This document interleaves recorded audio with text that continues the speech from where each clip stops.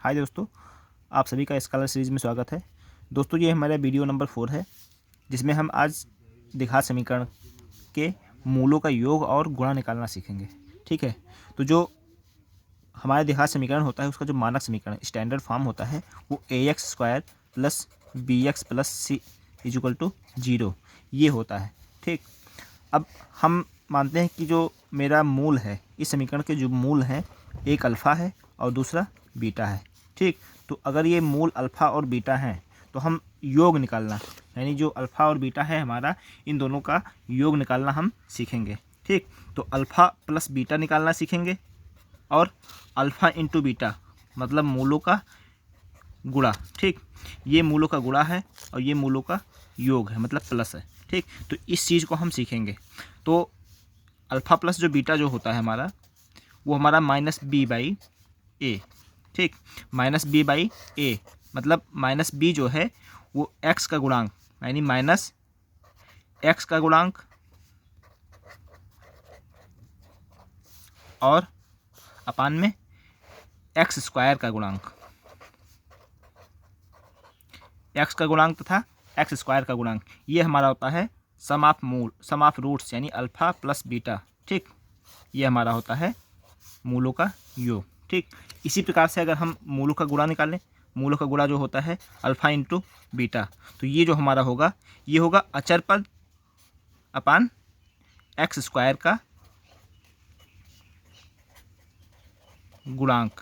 ठीक, ये क्या है हमारा अचर पद है, अचर पद अपान x² का गुणांक। तो अचर पद हमारा क्या होता है समीकरण में, अचर पद जो हमारा होता है वो c होता है। ठीक, और ये x² का गुणांक जो है वो a है। ठीक, तो इसी प्रकार से हम जो अल्फ़ा इंटू बीटा जो लिख सकते हैं वो अल्फ़ा इंटू बीटा जो होगा हमारा यानी c/a होता है। ठीक, ये हो गया हमारा मूलों का गुणा।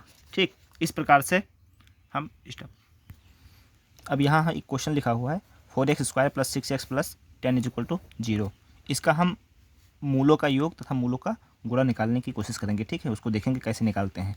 तो सर्वप्रथम हम क्या करते हैं, पहले देखेंगे कि ax² plus bx plus c equal to 0 से हम पहले a, b और c का मान तुलना करके निकाल सकते हैं। ठीक, तो यहाँ पे हमें देख रहे हैं कि a का मान जो है वो a बराबर 4 है, b बराबर यहाँ पे 6 है और c बराबर यहाँ पे 10 है। ठीक, अब हमने अभी आपको बताया है कि अल्फ़ा प्लस बीटा यानी मूलों का जो योग है वो क्या होता है -b/a।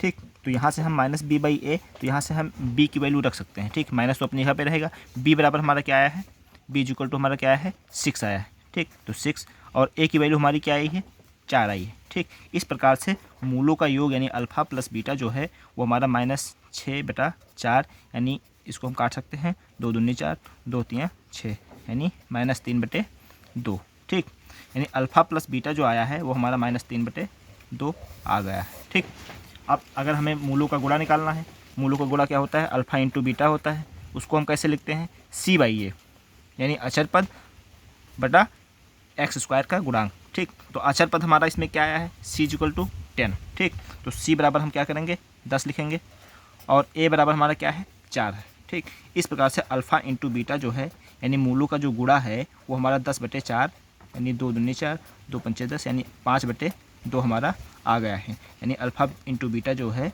वो 5/2 हमारा आ गया है। ठीक, इसी प्रकार से हम क्वेश्चन को हल कर सकते हैं। और हाँ दोस्तों, अब ये हमारा दूसरा क्वेश्चन है 2x² minus 8x minus 10 equal to 0। ठीक, अब इसमें हम पहले देखेंगे कि ax² plus bx plus c equal to 0 में a और b और c का मान क्या है। ठीक, तो सबसे बड़ी बात है a बराबर यहाँ पे x² का गुणांक यानी 2 आ गया। ठीक, अब यहाँ सबसे बच्चे यहाँ गलती करते हैं, यहाँ पे -8 जो लिखा हुआ है ये पूरा b का मान होगा, पूरा b का मान मतलब -8 टोटल आएगा। ठीक, क्योंकि इस क्वेश्चन में यहाँ पे प्लस होता है, तो b की वैल्यू और c की वैल्यू जो हम निकालते हैं तो इसको सबसे मतलब बहुत अच्छे तरीके से निकालना है, ये नहीं कि हाँ चिन्ह में हमें गलती करना है। ठीक, ऐसे यहाँ c का जब मान निकालेंगे तो यहाँ पे 10 ही नहीं आएगा, सिर्फ -10 भी आएगा, मतलब माइनस भी आएगा साथ में। ठीक, तो ऐसे मान निकालते समय ए और बी और सी की मान निकालते समय हमें गलती नहीं करनी है, नहीं तो फिर पूरा क्वेश्चन हमारा गलत हो जाएगा। ठीक, अब अल्फ़ा प्लस बीटा यानी मूलों का योग जो होता है वो हमारा क्या होता है -b/2 ए, ठीक। तो माइनस बी बाई जो ए होता है हमारा मूलों का योग, तो यहाँ पे हम माइनस तो अपनी जगह पे रहेगा, ठीक, लेकिन बी की वैल्यू हमारी क्या है, -8 है, ठीक। तो यहाँ पे -8 पूरा रखेंगे और ए की वैल्यू हमारी क्या है, 2, ठीक। अब यहाँ पे माइनस माइनस प्लस हो जाएगा और यहाँ पे हो जाएगा 8/2, तो इसकी वैल्यू आ जाएगी 4, यानी अल्फ़ा प्लस बीटा हमारा क्या आया, अल्फ़ा प्लस बीटा बराबर 4 आया, यानी मूलों का जो योग आया है हमारा इस समीकरण के लिए वो 4 आया है, ठीक। इसी प्रकार से हम अल्फ़ा इंटू बीटा यानी मूलों का गुणनफल जब निकालेंगे तो वो क्या होता है, c/a, ठीक। तो c/a होता है और यहाँ पे c की वैल्यू हमारी क्या आई है, -10, ठीक। तो अब यहाँ पे हम -10 रख देंगे और a की वैल्यू हमारी क्या है, 2, ठीक। यहाँ पे 2 रख देंगे और यहाँ पे इसको काट भी सकते हैं, 2 × 2, 2 × 10, यानी अल्फ़ा इंटू बीटा की जो वैल्यू आई है वो हमारी -5 आई है, ठीक। इसी प्रकार से हम क्वेश्चन को हल कर सकते हैं। अब सबसे ध्यान रखने बातें जो हैं इसमें, वो जब आप ये मान निकालें b और c और a का, तो यहाँ जब मानक समीकरण से तुलना करें तो वहाँ पे ये ध्यान रखना कि चिन्ह जो है हम अपने हिसाब से उस हिसाब से निकालेंगे, ये नहीं कि हाँ माइनस और प्लस में गलती कर सकते हैं। तो गलती हमें नहीं करनी है और क्वेश्चन को अच्छे से देखना है, फिर सॉल्व करना है। इसी प्रकार से ये सब आपको क्वेश्चन दिया गया है, ठीक। ये 4 क्वेश्चन हैं, ये आप घर पे ट्राई कीजिएगा। दोनों में मूलों का योग यानी अल्फ़ा प्लस बीटा और अल्फ़ा इंटू बीटा, ठीक, ये सब निकालना है। सभी क्वेश्चन में आप एक एक करके निकालिए अच्छे से और फिर कमेंट कीजिएगा। दोस्तों अब हम दिए गए मूलों से समीकरण बनाना सीखेंगे। अगर हमारे मूल दिए जाएँ, यानी 2 मूल समीकरण के द्विघात समीकरण के दिए जाएँ, तो उसके हम समीकरण कैसे बनाते हैं। अभी तक तो हम मूल निकालते थे, तो अब हम मूलों से समीकरण बनाना सीखेंगे, ठीक। तो उसके लिए हमारा जो सूत्र होता है, ठीक, वो होता है x² माइनस मूलों का योग इंटू x प्लस मूलों का गुणा इक्वल टू 0 होता है। अब ये हमारा सूत्र होता है, इसके जरिए हम समीकरण को निकाल सकते हैं, ठीक है। तो इसको देखिए, इसको एक प्रकार से और लिख सकते हैं। अगर हमारा मूलों का योग अल्फ़ा प्लस बीटा होता है, 2 मूल हमारे अल्फ़ा और बीटा होते हैं, तो मूलों का योग हम इस प्रकार से लिखते हैं, ठीक। और मूलों का जो गुणा होता है वो किस प्रकार से, अल्फ़ा इंटू बीटा लिखते हैं। तो इसको हम x² minus alpha plus beta यानी मूलों का योग into x plus alpha into beta मतलब मूलों का गुणा, इस प्रकार से भी हम लिख सकते हैं, ठीक। अब हमारे क्वेश्चन दिए जाएंगे, उसको हम हल करेंगे। इसमें जो हमारे क्वेश्चंस आते हैं वो 2 तरीके से दिए जाते हैं। एक तो अल्फ़ा प्लस बीटा यानी सीधे मूलों का योग दे देगा और मूलों का गुणा दे देगा, ठीक। और जो दूसरा क्वेश्चन आता है उसमें अलग अलग मूल मतलब एक अल्फ़ा दे देगा और एक बीटा दे देगा, ठीक। इस प्रकार से आपको अल्फ़ा बीटा अलग अलग देगा और इसमें सीधे योग और सीधे गुणा दे देगा, ठीक है। इस प्रकार से 2 टाइप के क्वेश्चन आते हैं। तो इसमें अगर आपको अल्फ़ा प्लस बीटा दिया गया है तो हम सीधे उठा के इस समीकरण में रख देंगे और अल्फ़ा इंटू बीटा का मान सीधे समीकरण में रख देंगे। लेकिन अगर अल्फ़ा और बीटा का अलग अलग मान दिया गया है तो हम क्या करेंगे, अल्फ़ा प्लस बीटा निकाल लेंगे, ठीक। और अल्फ़ा इंटू बीटा हम ये भी निकाल लेंगे, इसके बाद में हम समीकरण में रखेंगे। यहाँ पर हमारा एक क्वेश्चन दिया गया है, यदि मूलों का योग 1 हो, मतलब मूलों का योग 1 हो और मूलों का गुणा -30 हो, मतलब अगर हम इसको मूलों का योग लिखना चाहें, अल्फ़ा और बीटा मूल हैं, तो अल्फ़ा प्लस बीटा कितना लिख सकते हैं, 1, और अल्फ़ा इंटू बीटा कितना लिख सकते हैं, -30।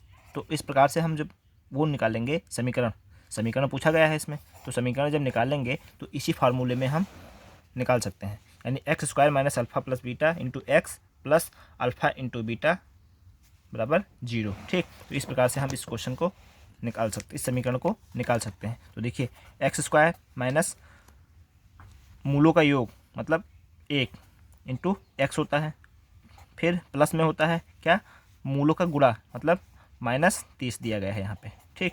इस प्रकार से यहाँ पे x² माइनस 1 से गुणा करो x तो वही रह जाएगा और ये माइनस और प्लस का जो गुणा होगा यहाँ पे -30 हो जाएगा, ठीक। इस प्रकार से x² माइनस एक्स माइनस 30 = 0, ये हमारा समीकरण मिल गया। यहाँ पे हमारा क्वेश्चन नंबर 2 है, इसमें दिया गया है यदि समीकरण के मूल -4 हो और एक 4 हो तो समीकरण ज्ञात कीजिए। अब देखिए यहाँ पे जो हमारा मान दिया गया है, समीकरण के मूलों का मान दिया गया है, यानी यहाँ पे अल्फ़ा प्लस बीटा नहीं दिया गया है, अल्फ़ा प्लस बीटा नहीं दिया गया है, यहाँ पे दिया गया है अल्फ़ा और बीटा का मान दिया गया है। तो यहाँ पे अल्फ़ा का मान हमारा क्या है 4 और बीटा का मान क्या है 4। तो अब हमें इससे समीकरण जब निकालना है तो हम क्या करेंगे, यहाँ पे अल्फ़ा प्लस बीटा निकाल सकते हैं आराम से, ठीक। Alpha plus beta equal to -4 + 4, ठीक। और एक मान निकाल सकते हैं अल्फ़ा इंटू बीटा, तो यहाँ पे हम इसका मान भी निकाल सकते हैं -4 इंटू 4, ये मान हमारा आ जाएगा 0, यानी मूलों का जो योग आया है वो हमारा 0 आ गया।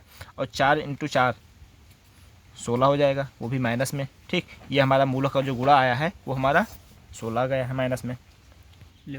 अब हमको यहाँ पे अल्फ़ा प्लस बीटा मिल गया, यानी मूलों का योग 0 मिल गया और अल्फ़ा इंटू बीटा हमें -16 मिल गया। अब हम समीकरण निकालेंगे, ठीक। समीकरण के लिए सूत्र क्या होता है, x² माइनस मूलों का योग यानी alpha plus beta into x, ठीक, प्लस मूलों का गुणा यानी अल्फ़ा इंटू बीटा, ये हमारा होता है सूत्र। इसके द्वारा अब देखिए x² minus alpha into beta हमारा क्या दिया गया है 0, ठीक।